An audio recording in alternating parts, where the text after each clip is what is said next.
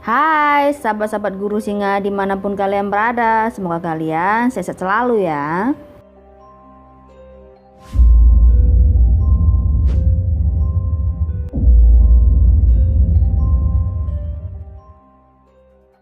Kalian pernah dengar nggak sih yang namanya misteri Palasi Kuduang sang pemakan bayi dari ranah Minang? Jadi konon ceritanya Palasi adalah orang yang sedang mendalami ilmu hitam. Biasanya orang-orang ini juga memiliki ilmu gaib tingkat tinggi. Menurut ceritanya, ilmu Palasi dipercayai bersifat turun-temurun. Ya, seperti kayak diwariskan gitulah ya. Konon, apabila orang tuanya adalah seorang palasik, maka anaknya pun akan menjadi palasik juga. Ilmu ini diwariskan kepada keturunannya sehingga ke-7 turunan. Akan tetapi, keturunan ke-8 tidak akan mewarisi ilmu hitam ini lagi. Penampakan Palasi ini seperti kepala tanpa badan yang melayang-layang di waktu malam hari.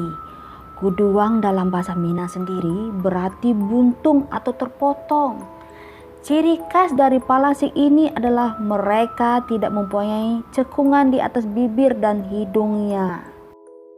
Nah, Palasi ini sangat ditakuti ibu-ibu di Minangkabau, terlebihnya yang memiliki balita, karena makanan Palasi adalah anak bayi atau balita, baik yang masih dalam kandungan ataupun yang sudah mati dalam kubur, tergantung dari jenis Palasi tersebut guys.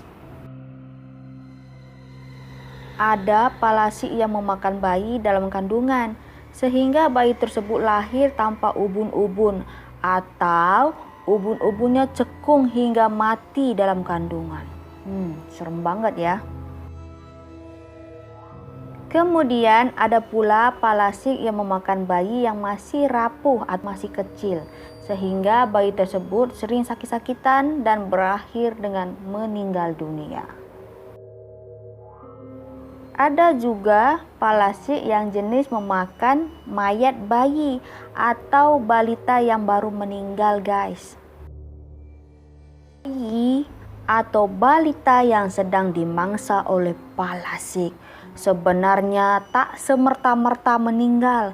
Sebelum menghembuskan napas terakhir mereka akan mengalami sebuah penyakit yang dinamakan penyakit Ain. Ciri-ciri dari bayi atau balita yang ada di bawah kuasa Palasi adalah suhu badan yang semakin tinggi. Suhu badan tinggi tersebut membuat bayi susah tidur dan menangis terus-menerus pada malam hari. Karena hal tersebut mereka tak mau tidur dan susah untuk ditenangkan. Ketika sudah parah, mereka akan lemas secara mendadak dan ubun-ubun atau ujung kepala terlihat cekung. Ujung-ujungnya mereka menjadi kurus kering dan bisa sampai meninggal dunia. Konon katanya, jika Palasi bertemu dengan anak balita yang sedang digendong ibunya, mereka akan berusaha untuk menghiburnya.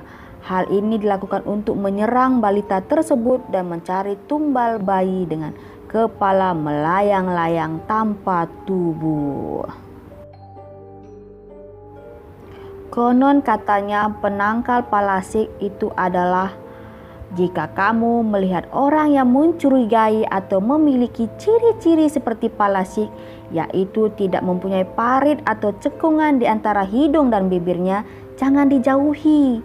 Beranikan diri kita mendekatinya, lalu berbisik kepadanya, "Ini cucumu," atau "Ini anakmu." Dengan bisikan tersebut dipercayai mereka tidak akan memakan bayi atau balita kita. Wallahu a'lam juga. Yang paling berbahaya dari ilmu Palasi ialah ilmu ini bisa diturunkan sampai 7 turunan guys. Jadi ya mau gak mau kamu harus menerimanya kalau kamu adalah keturunan Palasi. Penurunan ilmu ini dari anak terus ke cucu dan seterusnya sampai keturunan ke-7. Jadi selamatlah kalau siapa yang keturunan ke-8.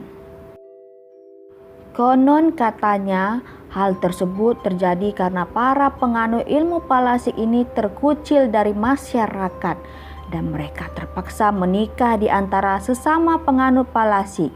Dan jika berhasil menikah dengan orang biasa, konon katanya anaknya tidak akan sekuat ayah atau ibunya karena sudah berdarah campuran dan tidak murni lagi dari ayah atau ibunya yang penganut palasik. Apakah ilmu hitam palas ini nyata atau ada? Jadi ceritanya bisa percaya atau tidak percaya.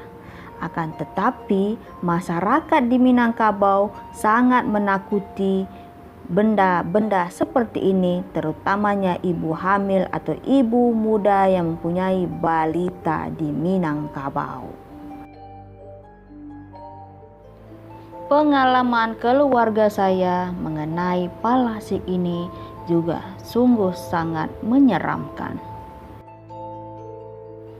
Jadi ceritanya salah satu tante saya memutuskan untuk pindah ke Padang karena mendapat pekerjaan di sana. Setelah beberapa lama di sana, mereka kembali ke kampung kami dengan membawa anaknya yang sangat lemah dan sering berpenyakitan. Tante saya sudah bawa anaknya ke mana-mana dokter, tapi dokter dan rumah sakit mengatakan anaknya sehat-sehat saja dan tidak mempunyai penyakit apapun. Lihatlah, kalau ada kuburan anak ketek nak rusak. Kemudian kami menyarankan tante dan keluarganya untuk berobat secara paranormal atau berobat kampung. Sewaktu paranormal ini mengobati anaknya, tiba-tiba di luar rumah banyak sekali kegaduhan dan keributan. Apabila sang paranormal keluar rumah, alangkah terkejutnya karena di atas bumbung rumah kami ada sosok kepala tanpa badan yang melayang-layang melingkari atap rumah kami. Pada saat itu, sang paranormal berusaha keras untuk menghalaunya, namun tidak juga berhasil. Keesokan harinya, paranormal tersebut membawa kawannya seorang ustadz. Ustadz ini mengatakan, kamu bacakan doa-doa dan bacakan ayat-ayat kursi untuk anak kamu sepanjang pengobatan ini. Kami pun melakukannya. Palasik itu sangat-sangat getol dan ingin memasuki rumah kami karena ingin mengambil nyawa bayi itu. Karena palasik ini bila dia sudah inginkan bayi tersebut, kemanapun bayi itu pergi dia akan selalu mengikutinya. Pada malam kejadian, ustadz dan paranormal itu berhasil menghalau palasik itu. Akan tetapi belum selesai sampai di situ. Malam-malam berikutnya masih sentiasa ada teror dari palasik ini. Kami pun berusaha untuk mendekatkan diri kepada Tuhan. Dan alhamdulillah palasik itu pun tidak mengganggu lagi.